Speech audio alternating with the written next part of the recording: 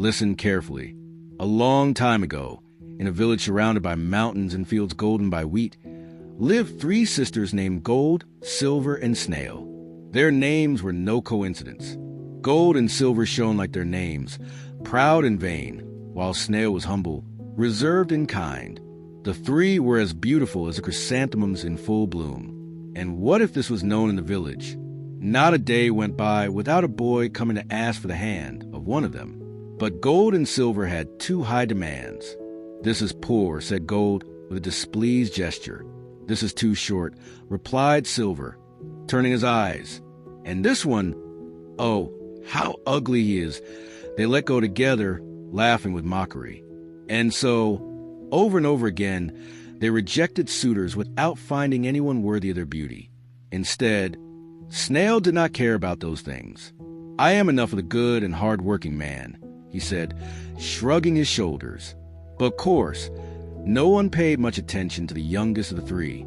A fresh dawn, when the breeze still smelled of dew, the older sister, Gold, got up early to go to the river for water. She threw her golden bucket on her back and, still half asleep, opened the door of the house. And what a fright she was! At the threshold, lying on the stone floor, an old beggar was sleeping.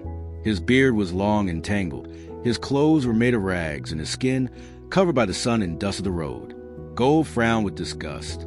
"Get out of my way, dirty old man," he ordered, taking a step back, displeased. The beggar opened his eyes, looking at her calmly. "Do you need water for something important?" he asked with a hoarse voice. "Well, of course." Gold snorted impatiently. "My father needs to ferment wine, my mother to cook, and I to wash my hair. Isn't that important?" The old man sighed and closed his eyes again.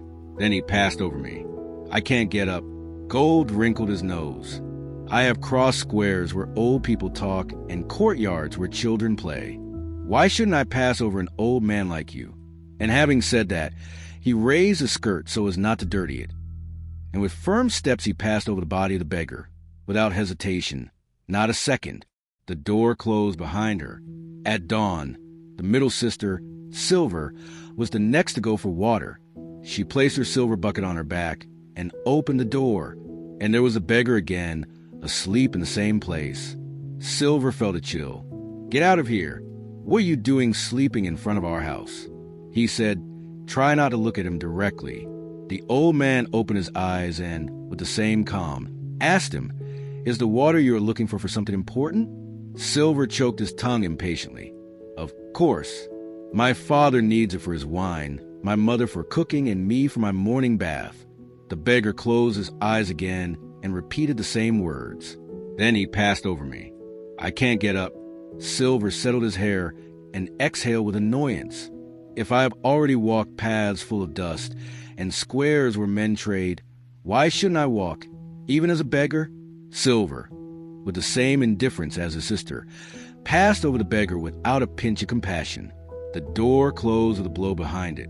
When it was the turn of the younger sister, Snail, everything was different. She woke up before the sun shone through the hills. She took her bucket and left the house with joy. But when she opened the door, she saw the beggar sleeping on the floor. He stopped with his heart shrunk. Unlike his sisters, he didn't feel disgust or anger. He felt pity. He leaned a little and spoke in a low voice. "Excuse me, grandfather. I need to pass. Could you move a little?" The old man didn't open his eyes. "I'm not blocking your way. Girl, you can pass over me." Snail denied with his head immediately. "I can't do that. It doesn't seem right to me." Instead of that, carefully, he surrounded the beggar's body, making sure not to bother him.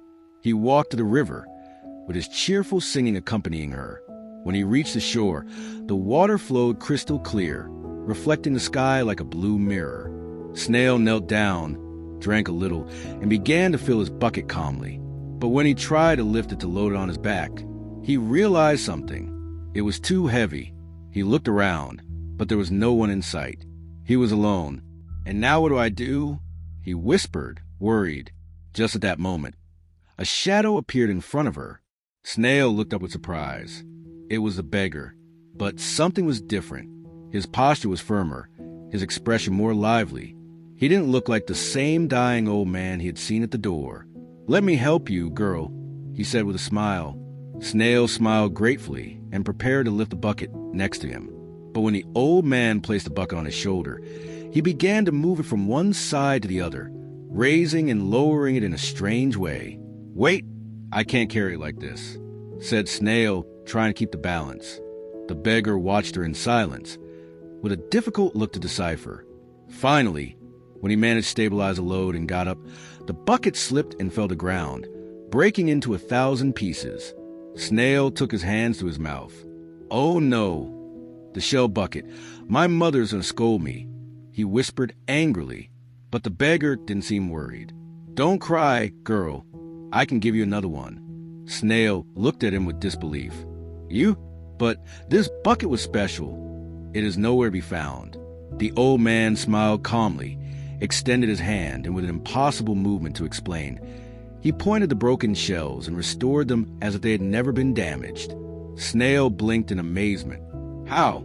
I'm not a beggar, any girl, and you're not like your sisters." Snail felt a chill, and at that moment he knew that his life was about to change. Snail looked at the shell bucket in his hands, completely restored, as if it had never been broken. His fingers trembled when he touched the smooth and shiny surface. "This is impossible," he whispered. The beggar looked at her with a serene smile. Without saying anything, Snail felt something strange in his chest. Who was this man really? How had he done that? After a few seconds of silence, the old man bowed his head and spoke calmly. "You're a good person, girl, and that's why I want to ask you something." Snail looked at him carefully. "Tell me what you need," he answered without hesitation. "I don't have a place to sleep tonight. Do you think your mother would allow me to rest in the kitchen of your house?" Snail looked down with concern. He knew that his mother had no patience for beggars. "I'm not sure," he said sincerely, "but I'll do my best to convince her." The old man smiled. "Don't worry too much. If she refuses, give her what's inside the bucket."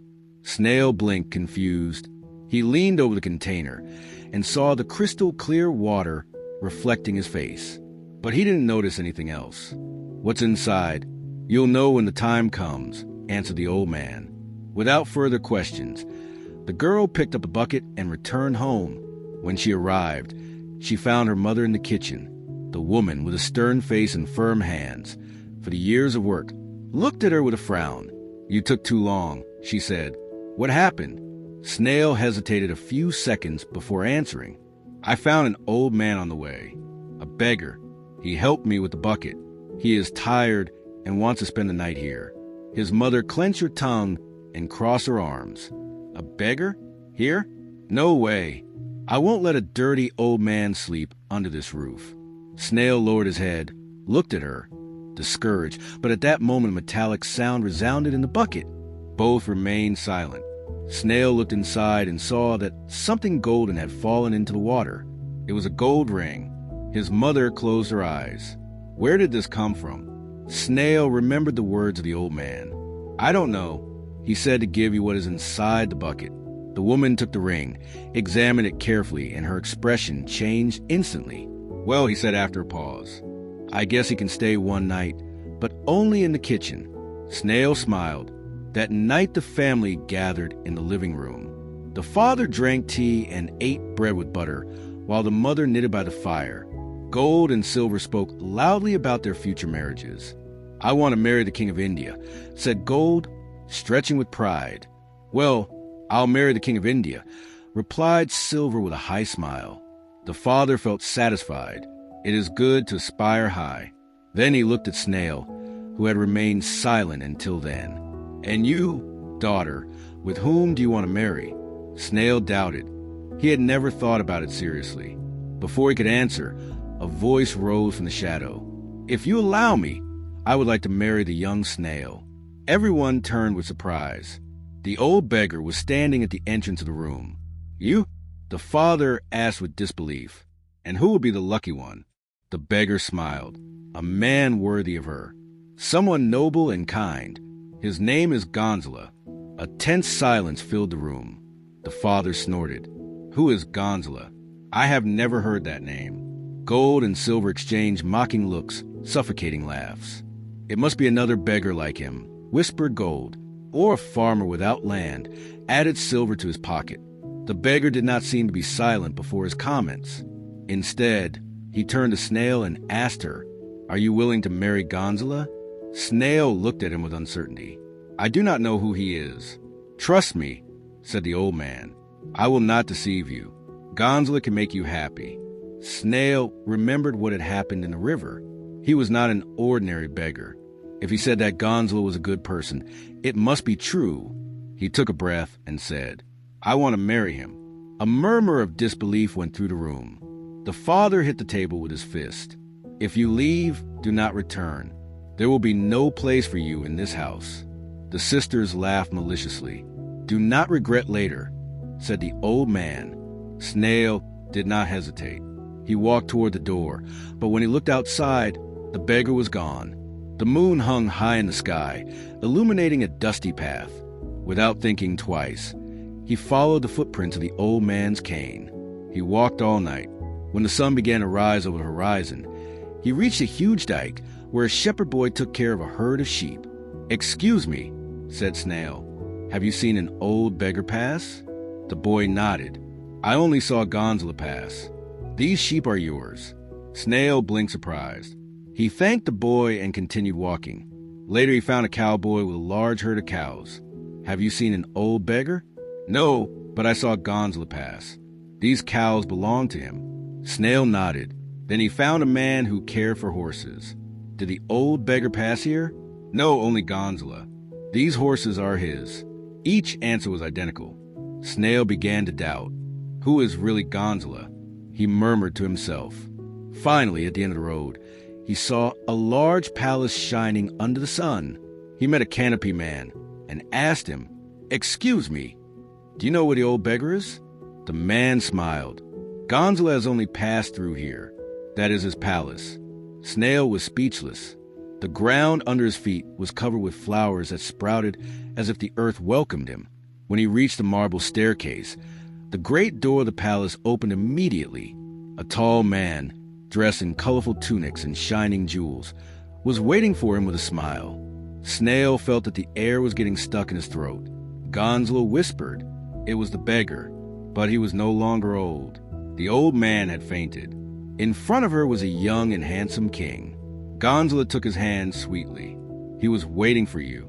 At that moment, Snail knew he had made the right decision. They chose an appropriate day and got married. They lived happily, not for gold or wealth, but because Snail had learned that true fortune is found in the kindness and heart of people.